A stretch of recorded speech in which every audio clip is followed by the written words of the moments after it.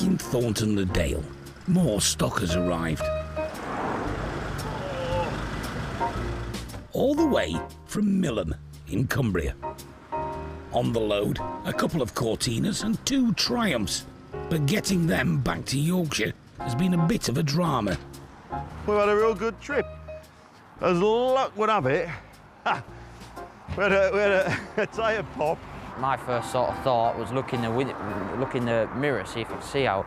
Loads of smoke. I'm like, I know what that is. And my dad has a look. Yeah, we've done a tyre, which we thought. We're just literally next to a lay-by, which we missed, which was a bit of a bummer. Chaos on the road, and it's not much better back at base. Oh well. Oh, you're having a laugh, aren't you? Not a petrol, mate. You'll have to go fetch some. Dislocate myself to get out of it again now. Oh, look at this little clown, look. Talk me through who we've got managing logistics. Yeah, it looks like Rennie at the moment. She's never a good sign, is it? Putting poor Rennie in charge of anything. But yeah, it would appear Rennie knows everything and where it needs to be. So talk me through logistics operations. Here, panic stations. Makes your head ache, doesn't it? While Paul pops some paracetamols, the cars appear to be in rude health. What's so special about them? Mark III Cortinas, mate. When did you last see a Mark III Cortina? There you go. When did you last see one? That's apparently it. Well, I saw one 5 minutes ago there and about 30 seconds ago there. They're all right, but I wouldn't want one. They're a bit of an old man's car, aren't they?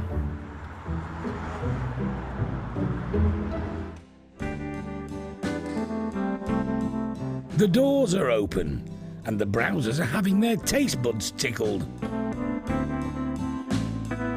Just takes you back in time, like time capsules, don't they? Really. And you sort of think what you wish you could have afforded when you were that age. I think it's sort of my generation, your 50s, where you're looking for those famous Fords you fell in love with the right person with you. He could be in luck. Amongst the lots, 2 Cortinas that came from Cumbria that have taken Derek back to his dealer days. I'm going to open the bonnet because I'm going to show the Pinto engine. Wonderful car. Right at the top of my list. But you've got to cast your mind back now 40 years, when most cars on the road 40 years ago were not motorway cars. Motorways were built for the new generation of cars, and this is it.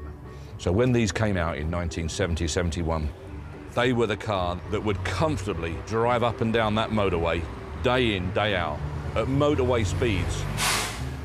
They were so reliable, they were so lovely to drive, and it's mainly down to the Pinto engine. I drove them myself, I used to sell no end of them. When one of these pulled on the forecourt, you thought, I hope he's going to part exchange that. When a Princess, a Wedge or something pulled onto the forecourt, we all run in the showroom out of the way in case we had to talk to him. Couldn't hold a candle to these things. Couldn't hold a candle to them. We took Jaguars in part exchange for 2,000 of these. We sold one a while back at 12,000 quid. I would have said, with its originality, no real reason why it shouldn't do somewhere around about that. The 2000E was a coveted company car, proof that you'd made it to middle management. The workers, well, they arrived in something else. Here we've got a 1600L, the most popular model. Early one, 73, 74. Being a 1600, she'll have the pushrod engine in this one, not the Pinto. What a straight old car this is. What a level old motor. That ain't been messed about with that, has it? Proper thing. This model came out in about 1970, 71 with that slope cutaway dash, the wheel lights. Some old tax discs in there, look. There's a nice early one. 1979, look. 12 months, 50 quid. That was all right, wasn't it, eh, for a 1600? Nice interior, very smart car. Yeah, still smells right as well. Look at them door shuts, aren't they straight? I bet she sounds nice as well. We'll run her up. Let's have a quick look and see if she goes. There she is. Ah, listen to that. What a sweet old engine that. Over there, look, you've got a floor-operated washer button, windscreen washer, and floor-operated wiper sweep. So when you press that, there you go.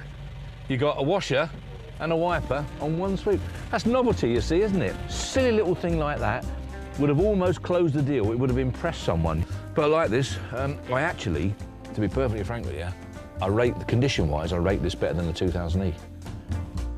Personally, I think it'll do 5,500 quid, 6 grand, something on that sort of line. I think it's worth every penny of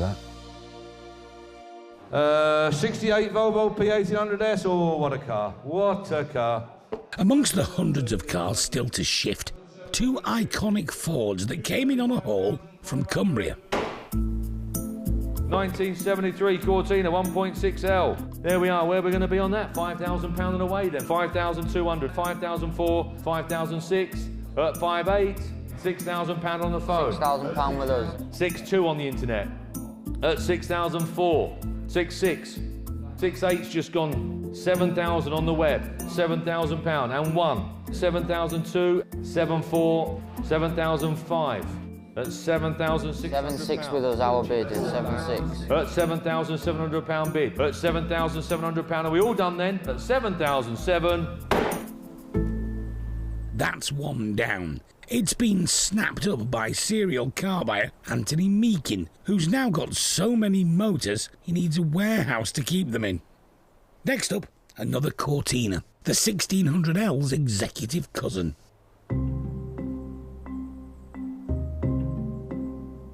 There it is, 2000E, rare bit of kit. Start me on it. 8,004, 8,008. In the J green, right colour, right trim.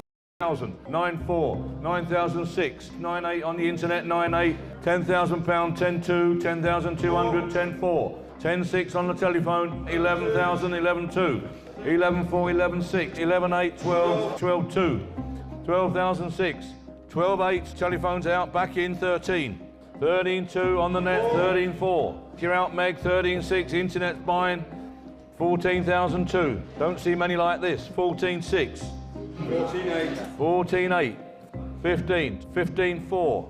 It's the provenance and the mileage you're buying, 15.6. Are you done? 15,008.